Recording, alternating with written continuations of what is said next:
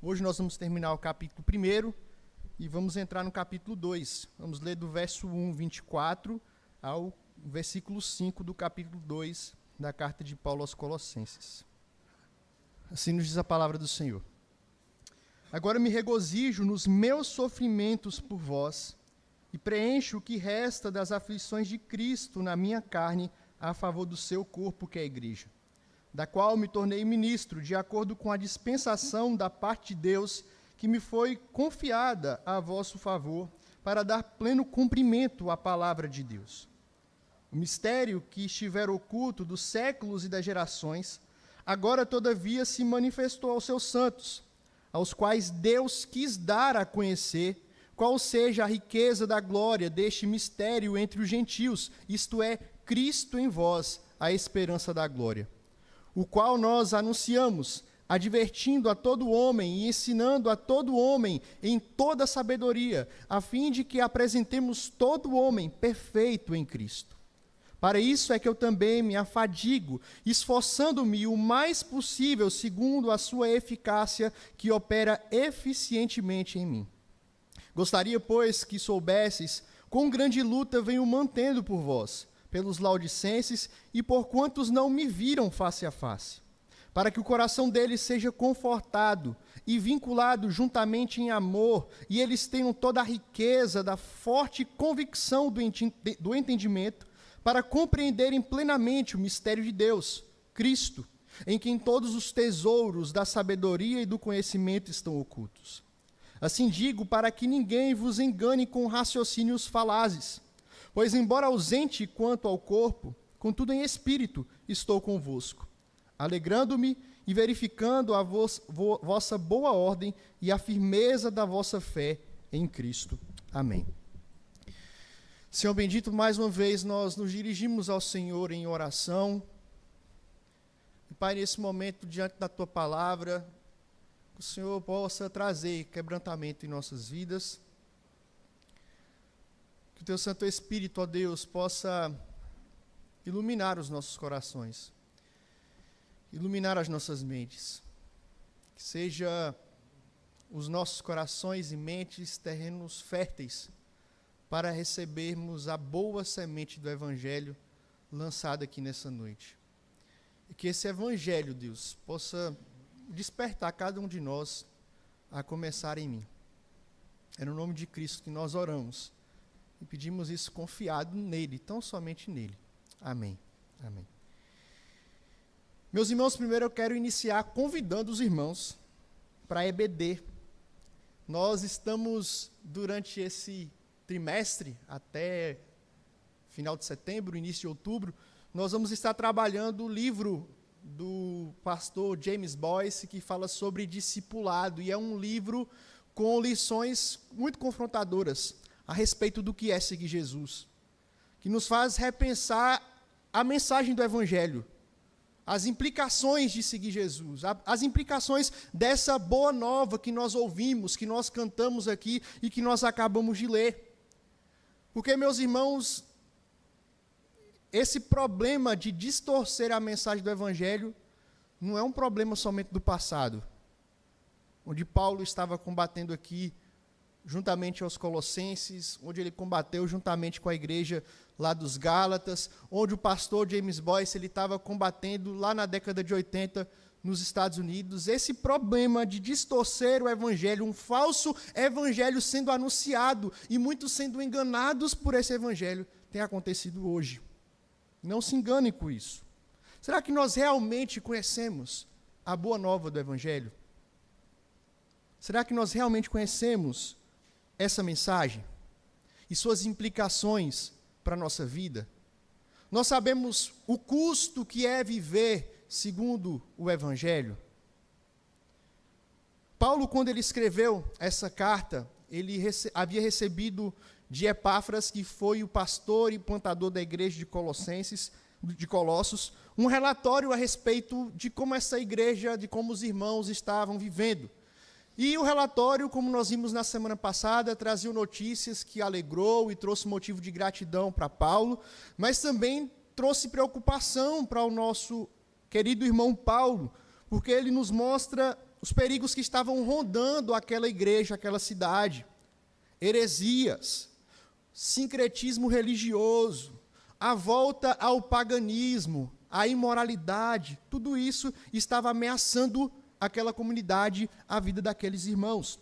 Então Paulo escreve para essa igreja, para esses irmãos, e ele mesmo diz que no verso 3 ao verso 8, esses irmãos haviam recebido o evangelho do Senhor Jesus Cristo. O evangelho, essa mensagem, não era uma novidade para esses irmãos. Inclusive, Paulo agradece a Deus porque, de fato, esses irmãos estavam dando frutos à luz do evangelho. Estavam vivendo em amor uns com os outros, tinham fé em Jesus Cristo, tinham esperança da vida eterna, então estavam produzindo fruto à luz desse evangelho. E diante disso, Paulo, agora nesse texto que nós acabamos de ler, ele vai fazer uma apresentação de como ele tem atuado enquanto ministro, ou seja, enquanto servo desse evangelho que já havia chegado até esses irmãos e que eles haviam recebido. E a intenção de Paulo aqui é justamente mostrar que o que ele está escrevendo não é algo novo, não é uma novidade, não é uma falácia, uma invenção do apóstolo Paulo, mas foi algo que ele recebeu do próprio Senhor Jesus Cristo e por isso era digno de aceitação, era válido, tinha autoridade. O que Paulo faz aqui nesses versículos que nós lemos é uma apresentação, não apenas do seu trabalho, não apenas do seu esforço, mas do evangelho. E aqui nós conseguimos ver a natureza do ministério do evangelho, a sua mensagem e o seu propósito. E é nesses termos que eu gostaria de pensar com os irmãos nessa noite. O mistério desvendado, o ministério do evangelho. Primeiro, percebendo aqui a natureza desse evangelho, do verso 24 ao verso 29 do capítulo 1. O que é o ministério do evangelho? Paulo vai apresentar aqui 3 elementos que caracterizam o evangelho, onde o evangelho é pregado em qualquer lugar e em qualquer cultura. Isso vai estar presente na vida daqueles que vivem segundo o evangelho. Que é um sofrimento alegre, que é o anúncio do evangelho e que é o trabalho de pregar o evangelho, de anunciar o evangelho, de viver o evangelho. Onde o evangelho for pregado, onde o evangelho for anunciado, vai existir pessoas que sofrem alegremente, vão existir pessoas que anunciam e vão existir pessoas que estão trabalhando arduamente em prol do evangelho. Logo no início do verso 24, a gente percebe Paulo declarando que ele se alegra no sofrimento que ele estava passando por causa daqueles irmãos. E a gente pode pensar, que contradição, alguém sentir alegria, alguém sentir prazer, alguém ficar feliz porque está sofrendo, e ainda mais sofrendo por causa dos outros. Sofrer por quem a gente ama, por quem a gente gosta, por quem a gente conhece, a gente pode até entender. Agora, sofrer por quem você não conhece, por quem você não tem nenhuma relação. Paulo estava sofrendo aqui em favor da igreja, em favor de outras pessoas. Quando ele escreveu essa carta, ele estava preso, ele estava perto de morrer, de ser martirizado. E ele está sofrendo aqui, estava preso por causa de outras pessoas, pessoas que ele não conhecia, pessoas que muitas vezes nós taxamos de nossa cruz, pessoas que muitas vezes nós não queremos nem olhar para a cara dessa pessoa, fingir que ela não existe, tenta evitar essas pessoas. Paulo sofreu por essas pessoas, sofreu pelo progresso desses irmãos. E, meus irmãos, olhar para isso nos faz levar em conta que hoje é um tempo oportuno para nós repensarmos, revermos as nossas expectativas sobre o que é o Evangelho e seguir o Evangelho de Jesus Cristo. Porque você pode, e eu também posso, pegar-me pensando surpreso diante disso, sabe? De fugir do trabalho ministerial, de fugir de trabalhar em prol do Evangelho, em prol do reino de Cristo, porque vai envolver trabalho, vai envolver sofrimento. Trabalhar no reino, se envolver com pessoas, vai envolver sofrimento. Nós vamos lidar com pessoas difíceis, nós vamos lidar com desconforto.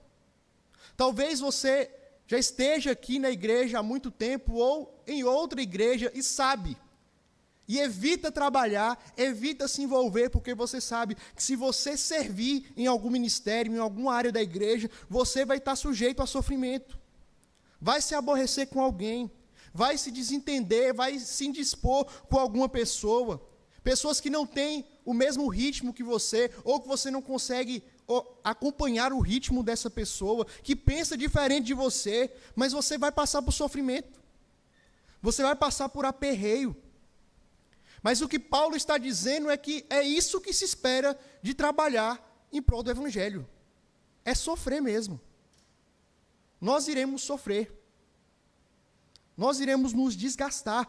Mas nós devemos rever e nos lembrar que não apenas por sofrimento passaremos, mas que nós devemos passar por esse sofrimento com alegria, com esperança, com confiança. E a gente pode entender aqui por que Paulo se alegra, mesmo sofrendo por esses irmãos. Ele diz no verso 24, que eu preencho o que resta das aflições de Cristo na minha carne, a favor do seu corpo, que é a igreja.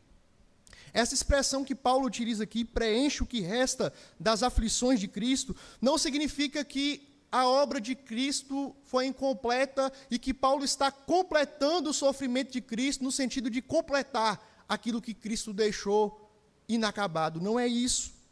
Mas Paulo está se referindo que o seu ministério, na verdade, é uma extensão do ministério de Jesus. Ele está sendo um braço do ministério de Cristo, quando ele trabalha, quando ele serve ao Senhor, quando ele prega o Evangelho. Ele está sendo um instrumento de Jesus na vida daqueles irmãos. E por isso ele se alegra. Ele não se alegra no prazer do sofrimento pelo sofrimento, mas por causa de quem ele está sofrendo. Pelo propósito pelo qual ele está sofrendo. Ele está sofrendo por causa de Jesus. Não é por causa dele. Não é por causa dos outros simplesmente, mas é por causa do próprio Cristo.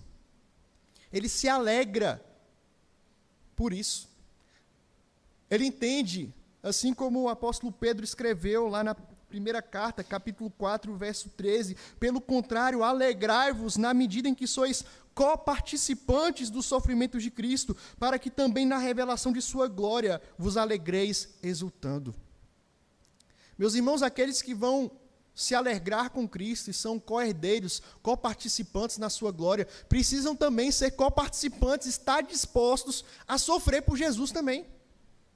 E Paulo entendia isso, e se alegrava. Eu me alegro porque eu estou sofrendo, eu estou fazendo isso, estou passando por isso. É por causa de Jesus. É por causa do Evangelho. Ele tinha consciência disso, ele tinha convicção disso. E aqui pegando o exemplo da nossa irmã Andrea, ela, semana passada, estava lá em casa, e falando para onde iria, e aí minha sogra, soltou, eu não acredito que você vai para esse lugar não. Eu não iria não. Eu ia fugir desse lugar, povo difícil, cultura diferente, povo que não gosta de crente, você é sujeita a morrer, a ser perseguida, mas ainda assim você vai. Meus irmãos, eu tenho certeza que a nossa irmã está fazendo isso porque ela entende. E sente alegria e prazer em obedecer ao Senhor, em servir ao Senhor, e ser esse braço de Cristo ali naquele lugar, mesmo que ela passe por sofrimento ali. Ela sabe disso. Ela tem consciência dos riscos. E ela mesma compartilhou hoje pela manhã que isso traz um pouco de medo. Mas ainda assim ela vai em obediência, porque o Evangelho é isso. Viver o Evangelho é isso, é estar disposto a sofrer. Mas você sofre confiante e alegre, porque você está sofrendo por causa de Jesus. Porque Ele, antes de você sofrer, sofreu por você. Entregou a sua vida por você. E você está estendendo isso para outras pessoas. Pense a respeito disso. Você que abraçou o Evangelho, você está disposto a sofrer por causa de Jesus? Ainda sobre a natureza do Evangelho, Paulo apresenta também que ele envolve o seu anúncio, a sua proclamação. O versículo 25 diz que Paulo aqui se tornou ministro do Evangelho, e essa palavra é muito bonita e às vezes a gente usa no sentido de ser um status, né, de ser algo que dá um up aí na sua qualidade enquanto pessoa. Mas ministro nada mais é do que alguém que é servo de alguém, servo de alguma coisa, alguém que está subordinado a alguém, a uma missão. A palavra aqui para servo é diáconos. É servo. Paulo é servo do Evangelho. Paulo é servo de Jesus Cristo. E nesse sentido, nós somos ministros do Evangelho também. Somos servos de Jesus. Estamos à disposição do Evangelho, da pessoa de Cristo. E ele diz que isso acontece de acordo com a dispensação da parte de Deus. Essa palavra dispensação, o significado dela é mordomia, é administração, é alguém que recebe algo que não é dela para servir aos outros. Ela recebe algo que não lhe pertence para dar a outras pessoas. É isso que é o dispenseiro, a mordomia, a administração aqui. E Paulo, como mordomo, o que foi que ele recebeu? O verso 26 e 27 diz: o mistério que estiver oculto dos séculos e das gerações, agora todavia se manifestou aos seus santos, aos quais Deus quis dar a conhecer qual seja a riqueza da glória deste mistério entre os gentios, isto é, Cristo em vós, a esperança da glória. Paulo recebeu esse mistério. Nós vamos falar um pouquinho mais sobre esse mistério daqui a pouco, mas Paulo, enquanto apóstolo de Jesus, ele era uma fonte primária. Ele havia recebido diretamente da parte de Deus, por meio de Jesus Cristo, coisas que nós não recebemos, que outras pessoas no seu período não receberam. Revelação da parte de Deus. E Paulo transmitiu essa revelação através dessas cartas, através da pregação, através do anúncio, aquilo que o Senhor havia lhe revelado, o que era oculto, o que era mistério, o que estava escondido durante muito tempo, durante muitas eras, foi agora revelado. E nós vamos ver que esse mistério é Jesus Cristo, e Paulo está anunciando isso. Jesus, a esperança da glória. E é interessante que não apenas Paulo anuncia isso. No verso 28 ele diz: o qual nós anunciamos. Esse nós aqui envolve Paulo, envolve Timóteo, que estava com Paulo quando ele escreveu essa carta, envolve o próprio Epáfras, que era o pastor daquela igreja. O que Paulo está desenhando aqui, meus irmãos, é que a missão de anunciar não era apenas dele enquanto apóstolo. A missão de anunciar esse mistério, o Evangelho, Jesus Cristo, era de Timóteo, era de Epáfras, era daqueles irmãos de Colossos. É meu, é seu dever anunciar o Evangelho, Jesus Cristo. Aqueles irmãos haviam recebido esse Evangelho e eram também dispenseiros, mordomos desse Evangelho. E como mordomos dessa mensagem, nós devemos também comunicar essa mensagem, anunciar essa mensagem. Isso não é restrito apenas aqui, ao que eu estou fazendo aqui nesse momento, anunciando para os irmãos. Não se restringe apenas a nossa irmã que está sendo enviada para anunciar em outro lugar. Mas onde você estiver, você que é um mordomo do Evangelho, um servo desse Evangelho, você tem o dever de anunciar essa boa notícia. A anunciar o Evangelho. A anunciar esse mistério que foi revelado, Jesus Cristo. Aquele que conhece, que é alcançado pelo Evangelho, tem a missão também de proclamar. E isso vai envolver trabalho. Isso vai envolver esforço. Isso vai envolver fadiga, isso vai envolver cansaço, e é isso que Paulo diz aí no final do verso 29. Ele não apenas desempenha essa mordomia de pregar o mistério de Deus, ele também fala aqui de trabalho. Eu me afadigo, me esforço. Essa palavra aqui, esforço, é agonizar mesmo. Ele diz aqui, segundo a sua eficácia. Todos esses termos que Paulo usa são elementos do vocabulário que diz respeito ao atletismo mesmo, a uma corrida, alguém que corre, alguém que se esforça, alguém que trabalha, alguém que se dedica, alguém que se entrega. É assim que Paulo se coloca diante do Evangelho. Alguém que se doa em prol do Evangelho. Alguém que trabalha para que o Evangelho seja anunciado e conhecido. Meus irmãos, nós somos chamados para isso também. Nos esforçar para que o reino, para que o Evangelho, para que essa mensagem chegue a outros corações, como chegou até nós. E Paulo sabe que esse esforço não é segundo a carne. Ele sabe que essa energia, esse poder para fazer isso, vinha através da capacitação do Espírito Santo. Foi por isso que lá no verso 9 ele já tinha pedido por isso, para que o Senhor o capacitasse, para que o Senhor desse poder àqueles irmãos. E ele mais uma vez evoca isso daqui. Os irmãos conseguem perceber o que Paulo desenha a respeito do Evangelho, da natureza do Evangelho, do que é viver à luz do Evangelho, do que é seguir e viver de fato o Evangelho de Jesus Cristo. Não é pouca coisa. É algo caro demais. É algo precioso demais.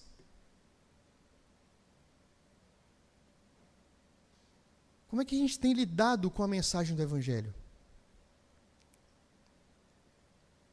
Como é que nós temos vivido esse Evangelho que nós recebemos da parte de Deus? Estamos dispostos a sofrer, e sofrer com alegria por saber que servir, anunciar, é participar de uma obra que não é nossa, mas é do próprio Cristo. Nós estamos sendo bons mordomos do Evangelho, ou nós temos represado essa mensagem em nosso coração e não compartilhado com ninguém? Mas além da natureza do Evangelho, Paulo nos mostra aqui a mensagem do Evangelho nos versos 26 e 27 do capítulo 1 e versículos 2 e 3 do capítulo 2. Paulo diz que a mensagem desse Evangelho que ele se vê como mordomo é um mistério que ficou oculto durante séculos, mas que agora estava disponível para todos os santos. John Stott ele diz que esse mistério do cristianismo são verdades que, embora estivessem descobertas, além da descoberta humana, foi revelada por Deus e agora pertence à igreja. Aquilo que antes era oculto, agora está disponível para cada um de nós. Aquilo que antes era desconhecido, ganha luz. E eu e você, e crentes, ao longo das eras, dos séculos, conhecem esse mistério que foi revelado aqui.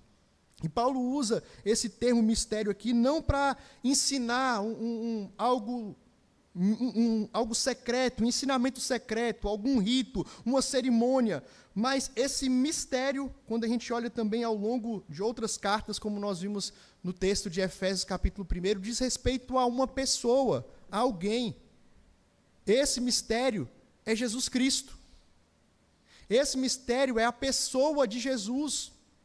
Aquilo que estava oculto lá no passado, para o povo de Deus, ao longo de eras, de gerações, veio à luz quando Jesus Cristo veio, se encarnou e completou a sua obra. Ele é aquele que deu sentido a toda a história. O mistério acabou. O mistério foi revelado. Agora nós temos o ministério do Evangelho de Jesus Cristo. O Criador de todas as coisas, o sustentador de todas as coisas, nos colocou aqui, hoje e agora, para entender que a gente não precisa ficar correndo atrás de novidades, correr atrás de coisas que estão escondidas. Mas nós temos aberto, escancarado para cada um de nós a verdade bendita do Evangelho na pessoa de Jesus Cristo. E é interessante quando a gente pensa nesses termos, porque, aqui pegando um exemplo da brincadeira que os jovens gostam de fazer quando a gente se reúne para brincar, que eu acho que é, eu vou para a Lua. Se eu for para a Lua, o que é que eu tenho que levar? Uma coisa assim. E a ideia é a pessoa que está moderando essa brincadeira, ela vai criar o código. Então, por exemplo, O código é qualquer palavra com 4 letras. Então, você está ali na roda de amigos e as pessoas vão falando, eu vou para a Lua, vou levar uma bota. E a pessoa vai falar, pode levar a bota, né? A palavra tem 4 letras. E a ideia é você descobrir qual que é o código. E assim você vai errando, você vai prestando atenção. E o grande legal da brincadeira é você descobrir e ver as pessoas quebrando a cabeça para tentar descobrir qual é o código. E quando você descobre, aí quando chega a sua vez, você fala todo empolgado, porque você descobriu qual era o segredo da brincadeira, qual era o código, para você ter entendimento daquilo que estava acontecendo ali. E quando a gente olha isso para a Escritura, é exatamente isso que acontece com a pessoa de Jesus. Quando nós entendemos que Jesus é o mistério, quando nós entendemos que Jesus é aquele que trouxe sentido a quando a gente olha lá no Antigo Testamento, olha lá para Gênesis na criação, olha para a história de José, olha para a história de Moisés, olha para a lei, olha para as cerimônias, olha para os profetas anunciando o Messias, e a gente vê Jesus, tudo faz sentido agora. Nós olhamos para as Escrituras, nós olhamos para a palavra de Deus, e nós temos esse privilégio que os nossos irmãos lá do passado não tinham. O mistério foi revelado. A chave foi revelada. A chave para a minha vida, para a sua vida, para a nossa vida, é Jesus Cristo. Isso está disponível para a gente. E olha o valor dessa mensagem, desse mistério que Paulo traz aqui para a gente. Jesus Cristo é esse mistério em que todos os tesouros da sabedoria e do conhecimento estão ocultos. Paulo já tinha orado por esses irmãos para que eles tivessem conhecimento da vontade de Deus, para que eles vivessem à luz da vontade de Deus. E viver dessa forma é viver segundo Jesus Cristo. Paulo deu o caminho para esses irmãos, vivam como Jesus, imitem Jesus Cristo. Vocês podem viver dessa forma, porque o mistério veio, e o mistério é Jesus. Porque Jesus é sábio, porque Jesus viveu de forma perfeita, porque Jesus viveu de forma digna, meus irmãos colossenses, vocês também podem viver, vivam como Jesus. Vivam à luz dessa mensagem maravilhosa. Esses irmãos não precisavam correr atrás dos mistérios, como era pregado, segundo as heresias que estavam surgindo lá em Colossos, a heresia de Colossos, que vai dar origem ao gnosticismo, que pregava um conhecimento místico para que essas pessoas alcançassem uma salvação. Um conhecimento que era disponível apenas para uma elite, para um grupo restrito. Paulo está falando, olha, esse conhecimento é disponível para todo mundo, e ele não está oculto, esse conhecimento é Jesus, vocês precisam dele. Essa é a mensagem do Evangelho. Corram para Cristo. Vejam Jesus, se entreguem a Jesus. E meus irmãos, quantas vezes nós não nos apropriamos dessa verdade? Nós dizemos amém porque Jesus é o mistério revelado. Nós dizemos amém porque agora o Antigo Testamento faz sentido, passagens que antes eram ocultas e difíceis, quando a gente vê, isso diz respeito a Jesus, nós falamos, que legal, que bênção, que maravilha, mas isso não faz diferença na nossa vida. Porque quantas vezes a gente deixa de se apropriar disso? A gente sabe que é Jesus, a gente sabe que Ele é o caminho, a gente sabe que Ele é a revelação, mas nós preferimos os nossos pecados, nós preferimos outros caminhos, nós preferimos acrescentar outras ideias, como os irmãos de Colossenses estavam fazendo. Nós deixamos de nos banquetear no banquete maravilhoso do nosso Pai, e a gente vai comer lixo, a gente vai comer porcaria. A mensagem do Evangelho é Jesus. Se aproprie dessa mensagem. Se aproprie da pessoa bendita de Jesus. Viva a luz do seu Salvador. Mas Paulo encerra esse momento anunciando o Evangelho de Cristo, mostrando o propósito do Evangelho. Pelo menos 3 coisas Paulo aponta aqui pelo qual o Evangelho ele é anunciado. E se a gente fosse reunir uma palavra apenas, seria a palavra maturidade. Paulo anuncia o evangelho para esses irmãos, trabalhe em prol do evangelho para esses irmãos, para que eles alcancem maturidade. Nós vemos muitos falsos evangelhos sendo anunciados por aí. Evangelhos que anunciam que você vai consertar a sua vida e ter prosperidade financeira, que você vai consertar a sua vida amorosa. Semana passada mesmo, chegou um rapaz aqui na frente da igreja, no culto à noite. Ele pediu para mim orar por ele. Ele não estava bem legal, não. Mas ele me mostrou um folheto que ele havia recebido de uma igreja aí. E falando, vem aqui na igreja que nós vamos orar por você. Você que está sozinho. Você que está sendo alvo de inveja. Você que está passando por desilusão amorosa. Você que está sendo traído. E uma propaganda bem esquisita. E a gente vê esse evangelho sendo pregado aí. Um evangelho dos 3 passos para o sucesso. Né? Um evangelho em que amacia mesmo o nosso ego, quem nós somos. Que não traz confronto, que não traz arrependimento, que não traz mudança de vida de verdade. Mas Paulo vai mostrar que o propósito do evangelho é outro. Ele mostra que o propósito do evangelho é a maturidade. O verso 28 traz isso. Nós vimos hoje pela manhã, o Senhor nos transportou do reino das trevas para o reino do Filho do seu amor. Nós já estamos nesse reino. Glória a Deus por isso. E nada pode nos tirar desse reino, meus irmãos.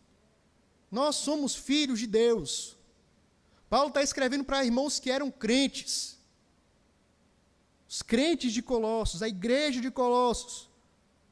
Mas como parte desse reino e membros desse reino, cidadãos desse reino, o Senhor está trabalhando em nossas vidas diariamente, transformando os nossos corações todos os dias. Usando a linguagem de Paulo aqui, ele está nos aperfeiçoando através do evangelho.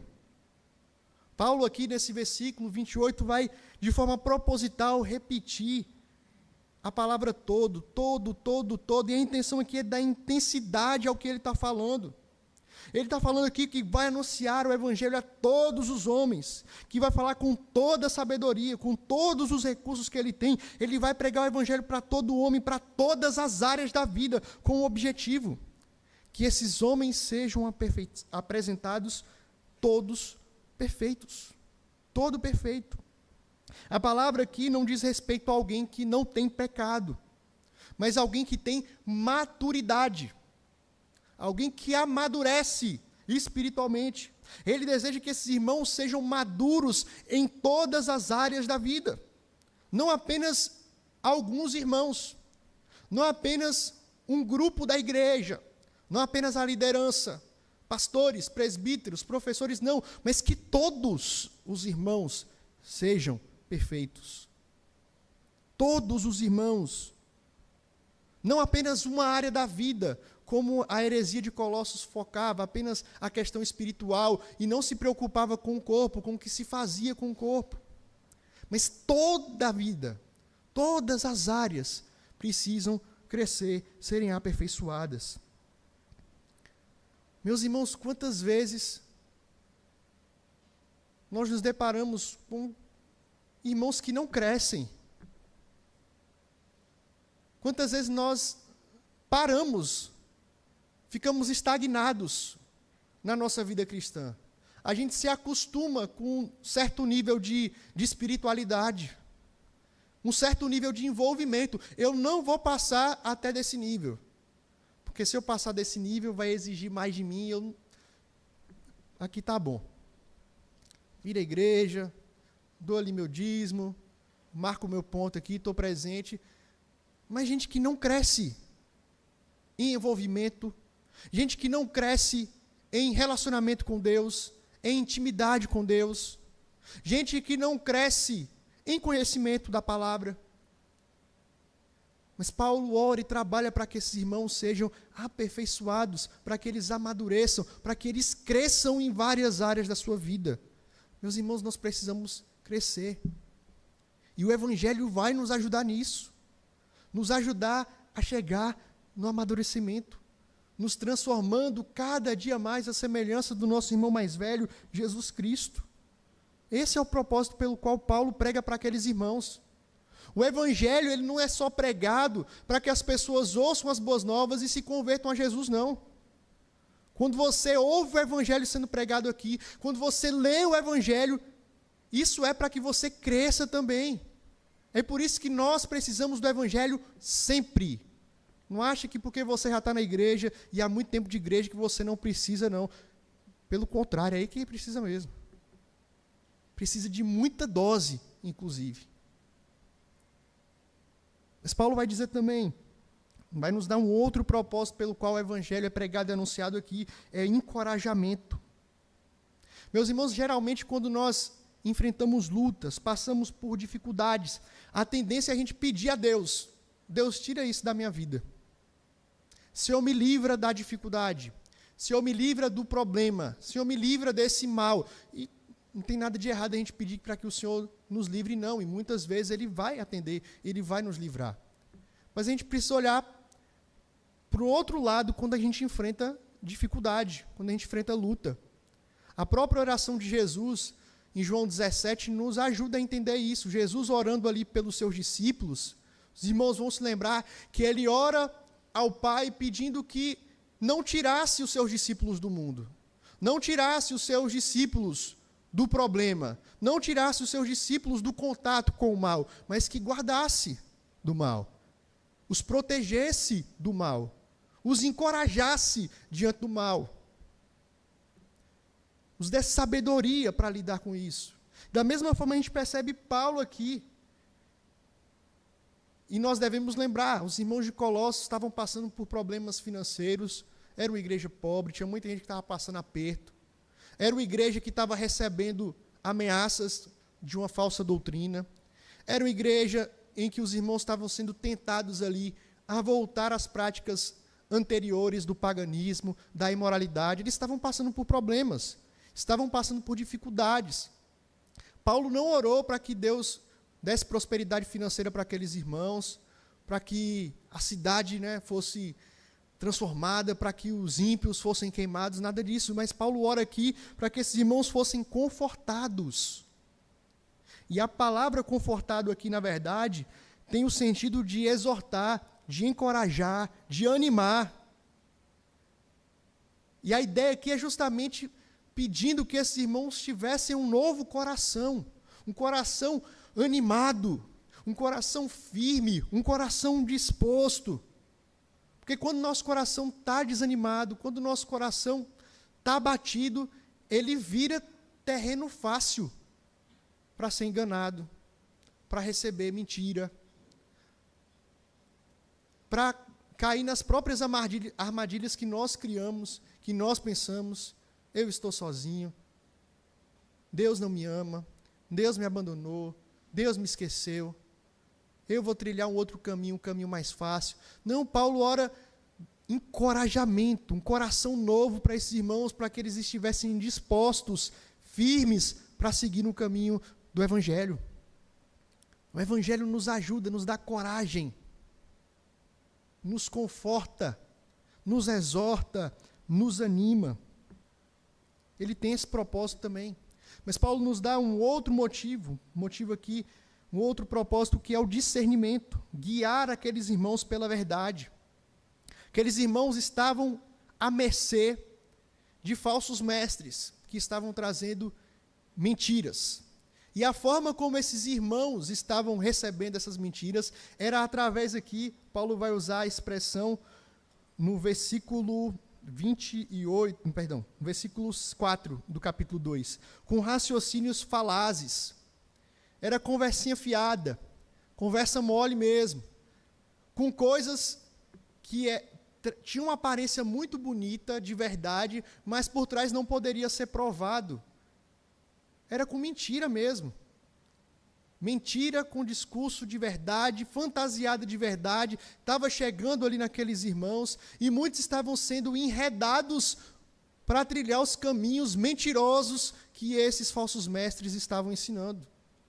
E Paulo está pregando o Evangelho, anunciando o Evangelho, para que esses irmãos não sejam enganados. Meus queridos, muitos estão enganados porque não conhecem o Evangelho.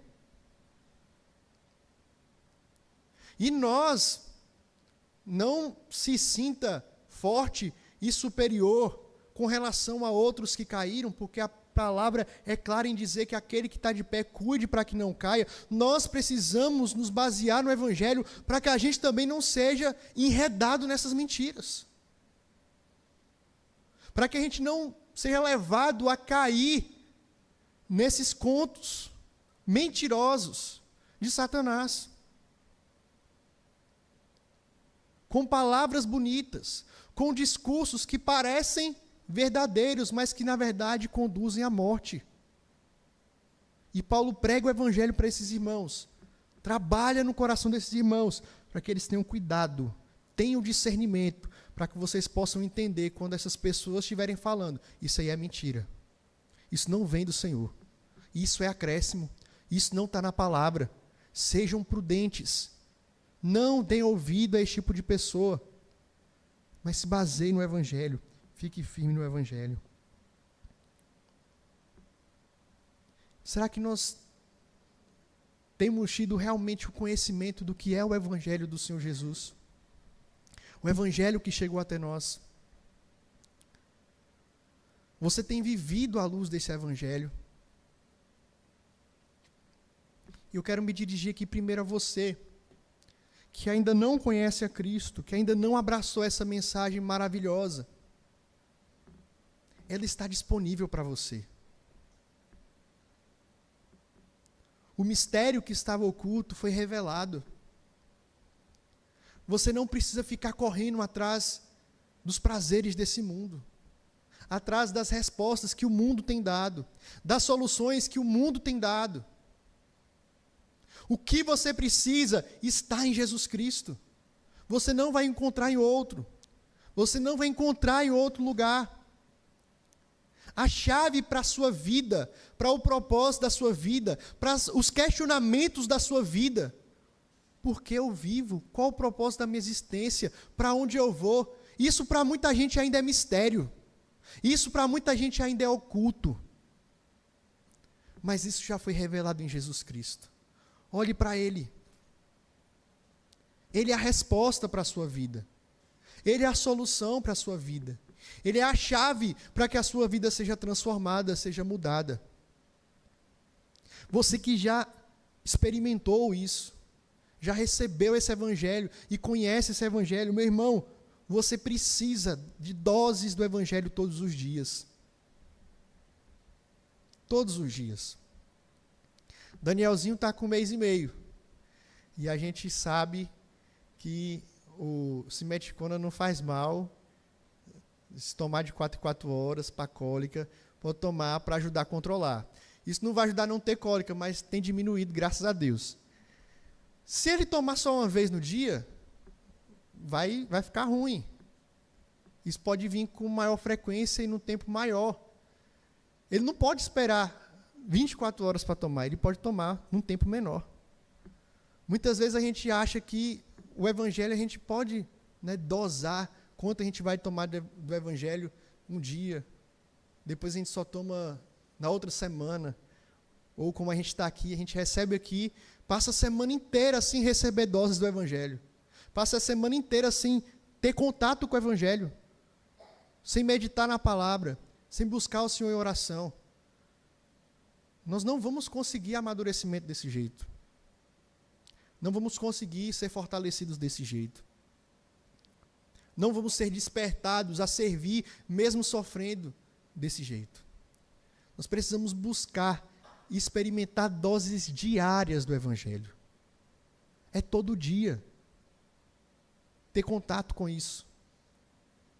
Porque é esse Evangelho que vai nos ajudar a viver uma vida que agrada a Deus. É esse Evangelho que vai nos ajudar a conhecer mais de Cristo, experimentar mais de Cristo e viver como Cristo viveu. É esse Evangelho.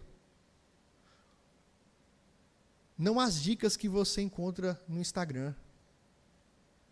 Não aquele cara que fala bonito lá, parece até que é verdade, mas que na verdade não tem nada de Evangelho. um evangelho distorcido, um evangelho barato.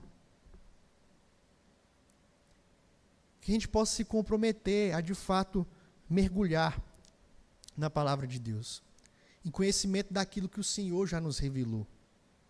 Que sejamos mordomos fiéis, anunciando essa mensagem, para que ela atinja o propósito na minha vida, na sua vida, na vida da nossa igreja.